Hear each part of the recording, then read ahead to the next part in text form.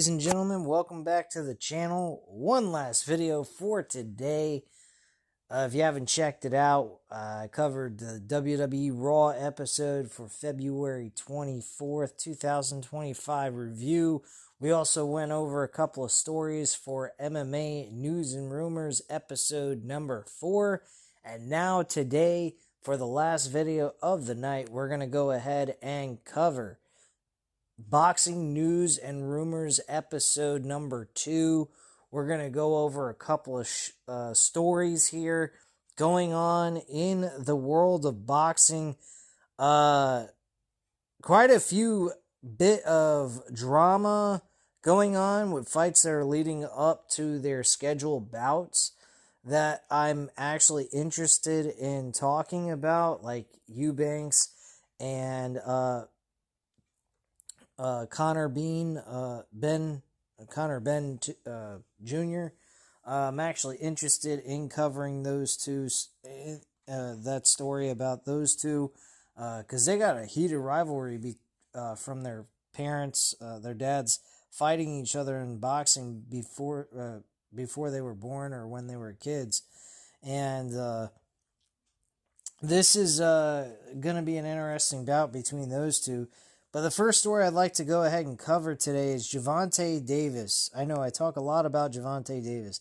I see this guy as a very talented fighter, but my issue with him is he doesn't seem to go after the more talented fighters that could give him an actual fight, which makes me kind of feel like he's playing it safe and cushioning his record, which to me doesn't spell out a very good fighter in my opinion. He goes for the fights that work for him best, and to me that's not really being the pound for pound best fighter. I mean, he's sitting here talking about how he would beat Floyd Mayweather in boxing. Fuck off, man. Gervonta Davis could not beat Floyd Mayweather. Floyd Mayweather is too damn good of a boxer to allow a guy like Gervonta Davis to get a W on him. Could he knock him out? I don't think so. I think Floyd Mayweather can move so good in the ring and prevent from getting hit and hit him so well. And the fact that he gives up rounds in the early part of the fight really kind of puts him at a disadvantage. I think he'd end up being like every other fighter if he fought Floyd Mayweather in his prime. And I think Floyd Mayweather would pick up a W with no problem against him and beat him with an 8-4 victory in a 12-round fight, in all honesty. But Gervonta Davis finally responded to a call-out made by the newly crowned lightweight champion from February 14th, the businessman Keyshawn Davis. Keyshawn Davis defeated Denise Bernacek on February 14th to capture the WBO Lightweight World Championship and pick up the first belt of his promising career in just 14 bouts. The 25-year-old from Norfolk, Virginia, recently called out Tank as he targets a unification showdown with the reigning WBA lightweight champion. Ahead of what could be one of the most exciting lightweight clashes, Tank has now sent his response to the businessman. In a clip on X, Tank was tasked with summing up his chances of defeating a number of potential opponents, including one against WBO champion Davis, and promised to make super easy work of him. Tank Davis returns to the ring on March 1st as he faces Lamont Roach Jr. in a defense of his WBA lightweight title at the Barclays Center in New York City. Much to the dismay of the fans around the world, the 30-year-old bout against Roach could be one of the last remaining ones he has in his impressive career, after revealing plans to walk away from boxing at the end of 2025. Baltimore native has also been persistently linked with WBC lightweight champion Shakur Stevenson, who returned to the ring himself on February 22nd to stop last-minute opponent Josh Padley after Floyd Schofield was forced to withdraw from a contest due to illness. I highly doubt Keyshawn Davis is easy work for Gervonta Davis. I don't agree with that. I think Lamont Roach is a possibility of being easy work for him. I mean, Frank Martin was no easy work. Frank Martin last year, he actually was winning those rounds. Had it not been a knockout by Gervonta Davis, he would have lost by the judges' scorecard. He was actually losing that fight. I think he won the fight by the 8th round, but you're talking about 8 rounds. There was only 4 rounds left after the 8th round. So, had he gotten back up, the fight could have gone to Frank Martin's way, but unfortunately he wasn't able to get up. So, I mean, I can say whatever I want, but at the end of the day, he lost by a knockout, so it doesn't really matter. My point being is if that's the case, and he was able to do that and win the rounds leading up to the 8th round, who's to say anyone else can't do that without getting knocked out? If they can avoid from getting knocked out, win the rounds, Gervonta Davis can be defeated. He may not be defeated by, fighting him tit for tat on the punches and trying to hit him as hard as he's hitting you. But if you outpunch him with the amount of punches you're connecting, you have a high probability of winning the fight over trying to just knock him out. You don't want to play his game. His game is he's a knockout artist. My personal opinion, you win by the judge's scorecard. You don't take any chances with him. You keep him at distance, and you win by out punching him. Personally, hit him with combinations. It doesn't have to be hard, and you just avoid the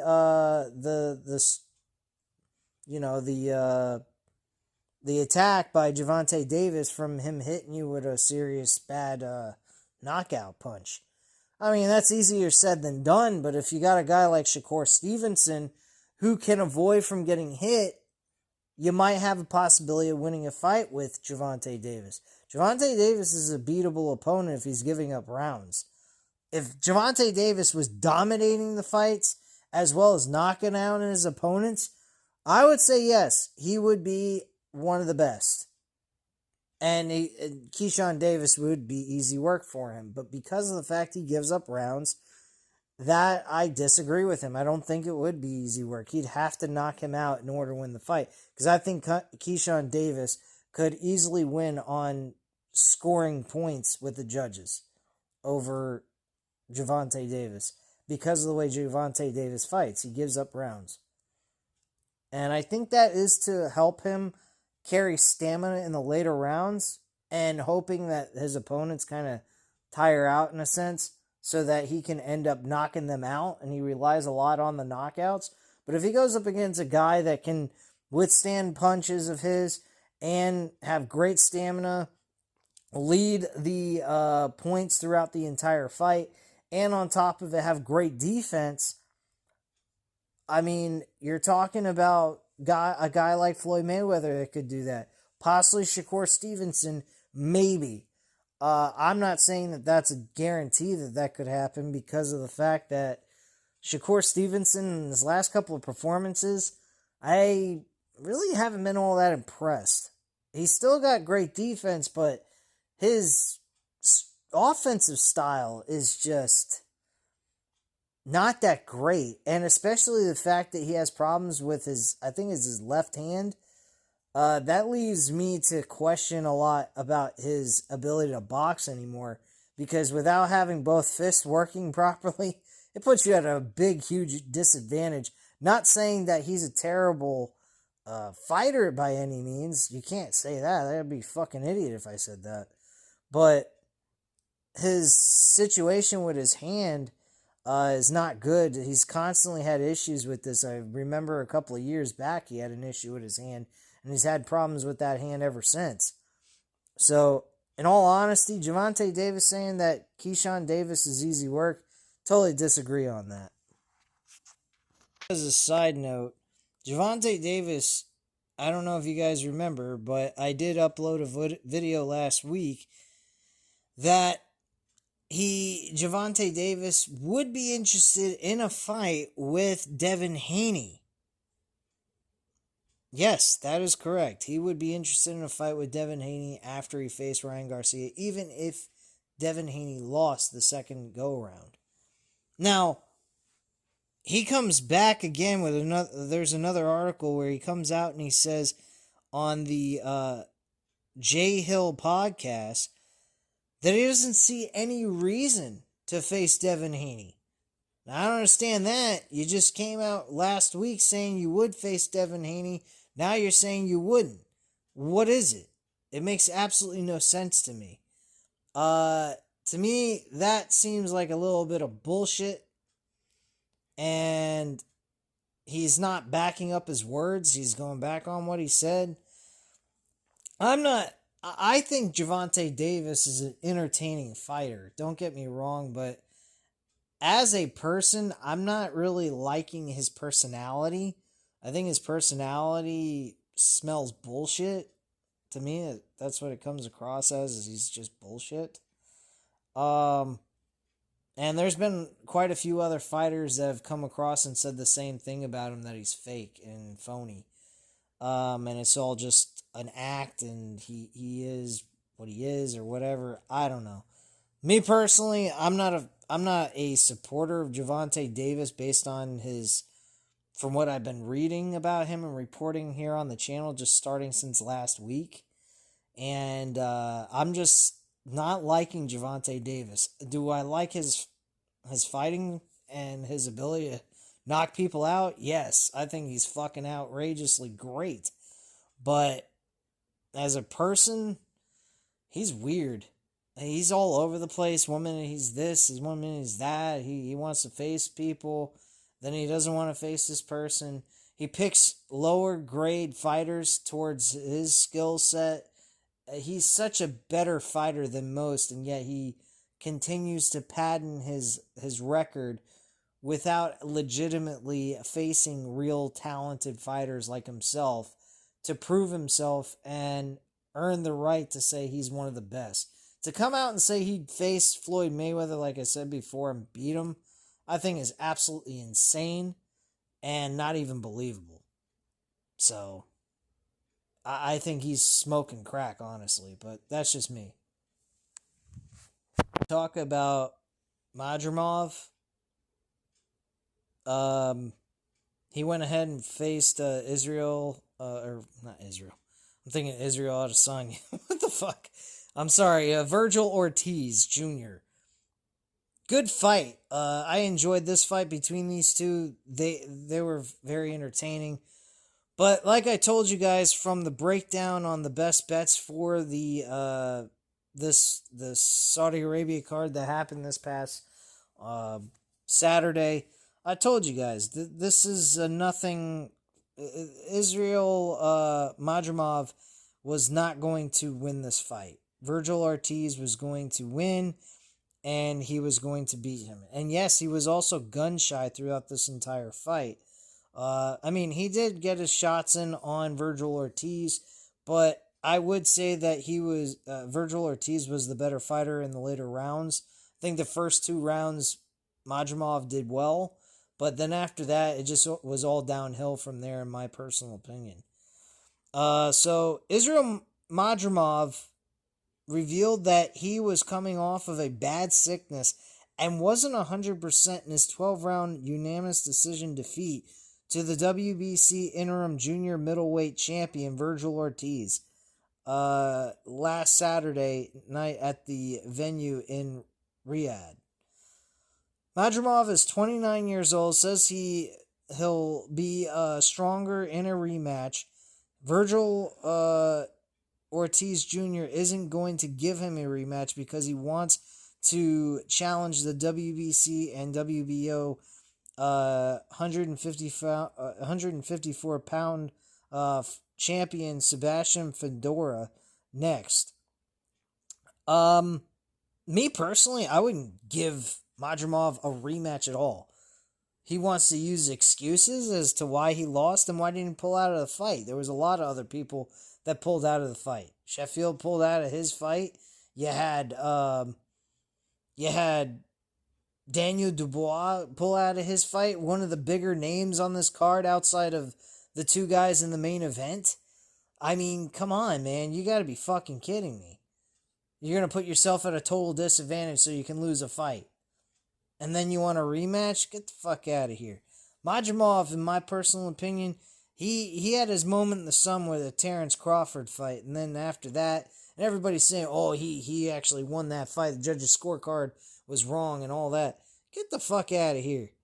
That fight was a clean sailing for Terrance Crawford. I mean, Madrimov gave him a challenge, but Terrance Crawford won that fight cleanly by the judge's scorecard. I don't give a shit what anyone says. I think Terrance Crawford won that fight. Granted, I think he could have done better against Madrimov. His performance against him was not as good as he normally does. But personally, I honestly think he won that fight with no problem. I mean, I'd say the fight was, 8-4, 9-3, somewhere in that kind of range. And that's basically it.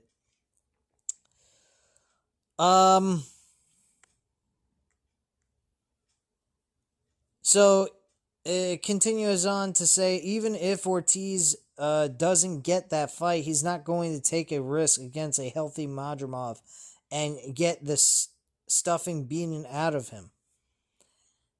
I mean, he bruises easily, honestly. I didn't see Madrimov really hurting him severely in any way, shape, or form. I was actually kind of surprised by the bruising on Virgil Ortiz's face, because I think he did a lot more damage on Madrimov than Madrimov did to Virgil. So it continues on. It's the same with Virgil fighting with Bochuk. That was his opponent before this one, where they had a grueling fight, which was extremely close. I watched that live. That was a fucking great fight. Fight in the history books. That was the fight of the night, fight of the year in 2024. One of the best fights I've seen in a very long time. He's not giving him a rematch after winning a controversial 12-round majority decision last summer on August 10th. Ortiz Jr. is taking his wins any way he can get them. His luck with the judges will eventually run out, but until then, milk it.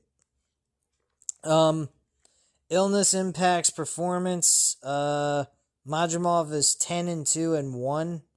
Faded after dominating Virgil Ortiz in the first 5 rounds. I disagree with you on that, sir. I don't think that that's true. He did not win 5 rounds, honestly. Let's get the fuck out of here. And struggled in the last 7 rounds. And even if he did win on your scorecard, sir, by 5 rounds, he ain't got no excuse to be saying he was fucking ill going into a fight. There's no fucking way he was going in that fight ill, winning 5 rounds against a Virgil Ortiz who had a battle of a lifetime against Bochuk. Get the fuck out of here. That was a hell of a fucking fight, and anyone that got hit, any normal person got hit with a shot, the shots he took, wouldn't have gotten up. So please stick this bullshit up your ass. He still appeared to win 6 rounds and deserved a draw, but the judges gave it to the more popular Ortiz with scores of 115-113, and another 115-113, and 117-111. I agree with the 117-111. If an ill Madrimov could fight Virgil Ortiz to a standstill, what would a healthy version of him do? I'm not reading the rest of this. This is just favoritism beyond recognition. Anyway, let's continue on. There's actually another article from the same website, Boxing 24 News. Let me see here.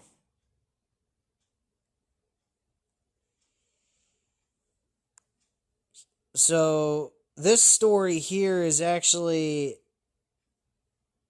asking, is his future bleak? And it says Israel Madrimov may find it difficult for him to come back from his latest defeat against Virgil Ortiz as well as Terrance Crawford. The former WBA 154-pound champion Madrimov suffered his second consecutive loss, losing a 12-round unanimous decision to the unbeaten Virgil Ortiz, 23-0 with 21 knockouts. Ortiz Jr., I've already given you the scorecard by all three judges. It's a fight that Madrimov could have won if he'd fought smart and gone into the match healthy. He still exposed Virgil as a flawed fighter who won't go further before he's beaten. Strategic errors is stated here. Whatever chance Madrimov, 29 years old, had of winning, he threw it out the window by coming into the fight less than 100%. That's what I'm saying. Like, why would you come into a fight not 100%? Especially at the age of 29. You're heading into prime, possibly burnt out in that age bracket. I mean, by the time you reach about 33, 35, in that kind of range, you generally see most fighters are starting to kind of come out of their prime. Only the top 1% really stay on top of their game as they age. Like Terrance Crawford, Canelo Alvarez, Floyd Mayweather is another fighter that stayed in the game for even in his 40s, he was still that fucking good. I mean, Terrance Crawford, Canelo Alvarez, those are two guys that are still on top of their game. Bernard Hopkins is another guy that did that and stayed on top of his game, but very few stay consistently good as they get older on top of it. So the top best fighters generally can do that. Madrimov, I'm going to say, is an average fighter. I'd say he's a top 10 maybe, if he's persistent and gets on a winning streak again. But in all honesty, I don't see him as a guy that's in the top 1%. You know, one of the top guys in boxing in his weight class. I just don't see it. I see there's so many other guys that are far better than him. In hindsight, Madrimov should have canceled the fight. I just stated that before I read this article. But he didn't want to miss out on this opportunity. Okay. He made things more difficult for himself by moving non-stop in the first 6 rounds, causing him to gas after the midpoint. Madrimov appeared to be up 5-1 after 6, but the judges assigned to the fight weren't giving him credit for dominating the easy hit Virgil Ortiz early on. This defeat will make it tough for Madrimov to get important fights unless Turkey can help.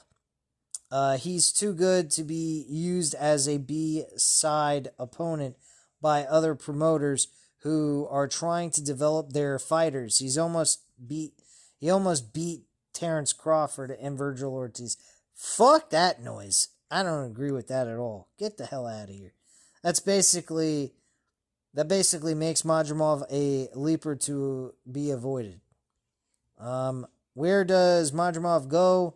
He's now lost 2 fights in a row, said Simon Jordan to TalkSport Boxing about former WBA junior middleweight champion after his defeat last Saturday night against Virgil Ortiz Jr.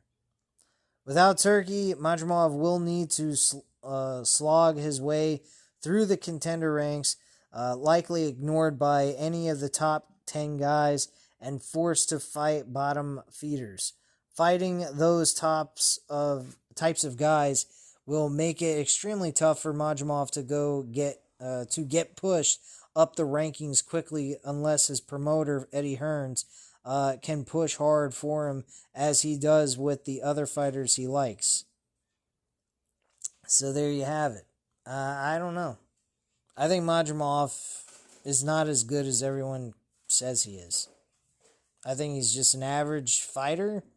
Very, fairly decent, honestly. Like I said, top 10. And that's basically it. That's my viewpoint on Madrimov. I'm not impressed with his fighting ability and what he provides to the ring against his opponents. Plain and simple. Next up, we're going to talk about Terrance Crawford, and he speaks out on when he will retire after speculation Canelo fight may be his last. Terrance Crawford has already had a career to remember. The American has become a 4-weight world champion, having claimed world honors at lightweight, super lightweight, welterweight, and super welterweight. While campaigning at 140 pounds and 147, Bud had also secured undisputed status, defeating fighters such as Earl Spence Jr., Sean Porter, and Victor Postol, along the way to being the sole ruler of each of those divisions. Crawford is now set for another huge year as he prepares to move up 2 weight classes to take on Canelo Alvarez at 168 pounds in September. That's quite a jump, honestly. He's putting himself at a big disadvantage. I am a fan of underdogs and so forth, but I don't know. I don't know if he has the capability of actually pulling off a huge obstacle like this based on the fact of jumping up 2 weight classes. So it could be hit or miss for Terrance Crawford. I'm definitely buying the pay-per-view. It's taking place in September. Definitely a pay-per-view to purchase. I think it's going to be well worth everybody's money to watch. A victory could give him a chance to become the first made 3-weight undisputed champion, provided that WBC, WBA, and WBO champion Alvarez first defeats IBF champion William Scroll in May. Okay. Crawford is now 37 years old and has been a professional since 2008, with some boxing fans questioning how long will it be until he hangs up the gloves. Many in the sport believed that he would hang it up if he didn't land the mega fight against Alvarez, leading to speculation that he will leave boxing behind after that final bell. Bud was asked directly on Cigar Talk when he will retire from the sport. The switch-hitting star made it clear that he will not fight on unnecessarily, something fans have seen many fighters do in the past. When I want to, I'm going to retire from boxing before I let boxing retire me.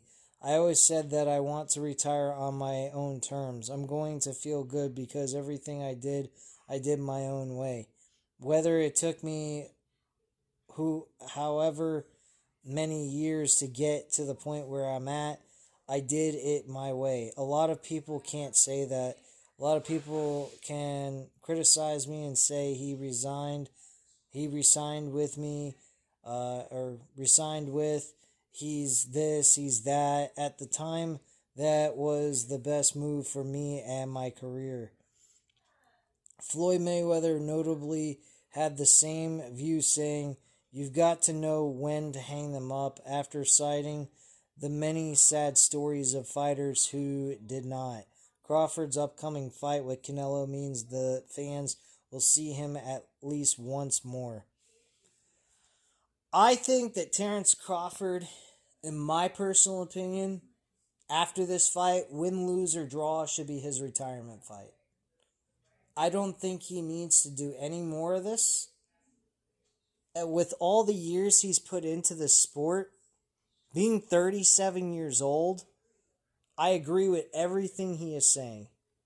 You've done everything you need to do. This is the one fight that you can put in the record books, put it behind you, get the big fight with Canelo, have the best fight in the history of boxing, and try to go out there and do the impossible. This is a huge, huge disadvantage. I have all the love for Terrance Crawford and what he's doing. he is putting himself at a complete and utter disadvantage to the point where, odds-wise, it's not in his favor to do this. He really shouldn't be doing it, but he wants to because Canelo is one of the best fighters in the business today, along with him. I'd say Canelo's number one because he's fought the top best fighters, and Terrance Crawford is number two because of what he's done in his career and how many people he's defeated. I mean, the guy is undefeated. He's also won ahead and he's won 4 different weight classes, being the undisputed champion in each one of those weight classes. That's very impressive work. And for him to do that is unbelievable. So, in my personal opinion, I think this is a fight that is over and done with. Once he does it, he needs to just hang it up. Whether he wins or loses. But I would, in my way, if I was in his shoes, I'd do everything I can to shock the world and beat Canelo Alvarez for that fucking title. I'm dead serious, guys. I really think this fight is going to be a shocker to a lot of people. Whether he wins or loses, I think it's going to be extremely close. And I think Canelo is going to be extremely surprised at how tough Terrance Crawford is and how much of a challenge he might be, despite the fact he's going up 2 weight classes. So, at the end of the day, I think Terrance Crawford might be, whether he wins or loses, is going to give us a fucking hell of a fight that we probably will never forget in this sport. And that's just the way I feel about it. But then again, I'm a Terrance Crawford fan. But at the same time, I really believe he's got a shot at surprising a lot of people. Alright, fellas, last story of the night, and we will call it a night, is about David Benavidez. So David Benavidez is being urged to face a highly ranked light heavyweight contender in his next fight. Currently holds the WBC interim and WBA regular titles at 175 pounds. With his most recent victory coming against the previously unbeaten David Morrell, who gave him a tough fight, by the way, at the T-Mobile Arena in Las Vegas on February 1st, Benavidez survived a controversial 11th round knockdown to be declared the winner via unanimous decision at 12 exciting rounds, as he handed Morrell the first defeat of his professional tenure and extended his own record to 30-0 with 24 stoppages. With the monster now setting his sights on his next outing, one fighter who has emerged as a potential opponent for the 28-year-old is newly crowned WBO interim champion Callum Smith, who had a really good fight this past Saturday against Joshua Buatsi in Riyadh on February 22nd. In an early Fight of the Year candidate, former WBA middleweight world champion Smith gave Buatsi an undoubtedly the toughest night of his campaign, throwing some thunderous shots throughout to stun his countryman on multiple occasions. The 6th round in particular provided all-out action, with both fighters trading huge punches in what has been described as one of the best rounds of 2025 so far. I watched that fight live. I bought the pay-per-view, and it was a grueling fight between those two. They really beat the shit out of each other. Very impressive fight by both of those guys. Buatsi kind of disappointed me. I actually picked him to win that fight. Thankfully, I didn't actually bet on this fight. This fight was way too freaking close for my liking. I would have been having a nervous breakdown watching this fight if I would have bet on Buatsi. I mean, shit. That would have been very disappointing. But Smith made the move up to the light heavyweight in January 2024 to challenge former undisputed champion Artur Benavidez, suffering a 7th round stoppage at the hands of the formidable Russian, who had held the WBC, WBO, and IBF light heavyweight titles at the time. The 34-year-old Liverpool could now be in line to receive a mandatory title shot at the newly crowned undisputed light heavyweight champion, Bivol. I believe Dmitry Bivol, who beat Benavidez via majority decision in their thrilling rematch on February 22nd. However, a trilogy fight for the Russians seems the most likely, leaving Benavidez and Smith looking for dance partners, and fans immediately took to social media following Smith's win to call for the matchup. I think that would be the correct matchup to go with, since Bivol and Benavidez are actually in the midst of a third fight trilogy, which is actually a side story. Bivol wanted to handshake Benavidez, and he refused to do so, and that's because he said, this is not over. He said, I have a ton of respect for you. You're a great fighter. Bivol understood. He said the same thing back. He said, you're a terrific fighter. We will, and Benavidez also stated that he would shake his hand after their third fight, win, lose, or draw, no matter what.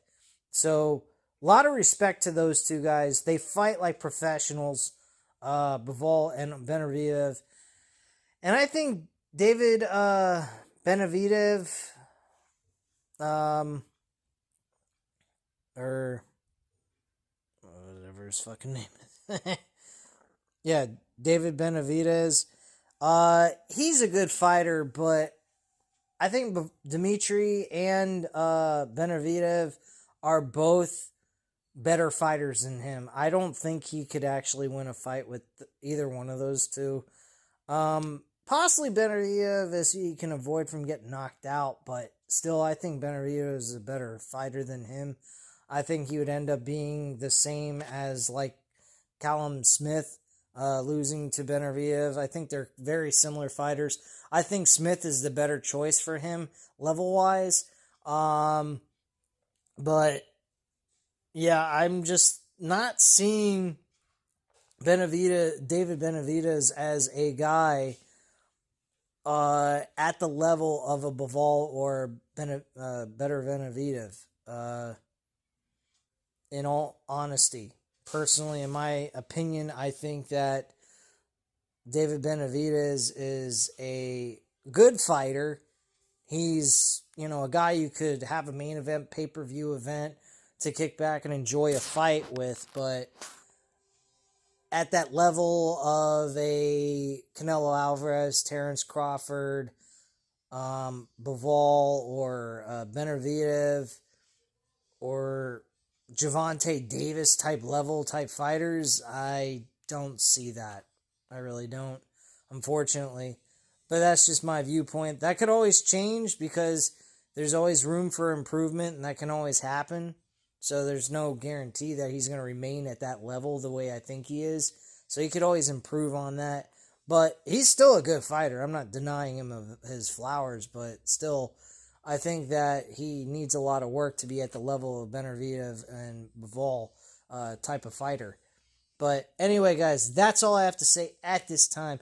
You know what to do. Hit that like button if you enjoyed the video. Hit the subscribe button if you're not already subscribed to the channel. I will be continuing to do these boxing news and rumors every single week or throughout the week, as well as UFC news and rumors with MMA.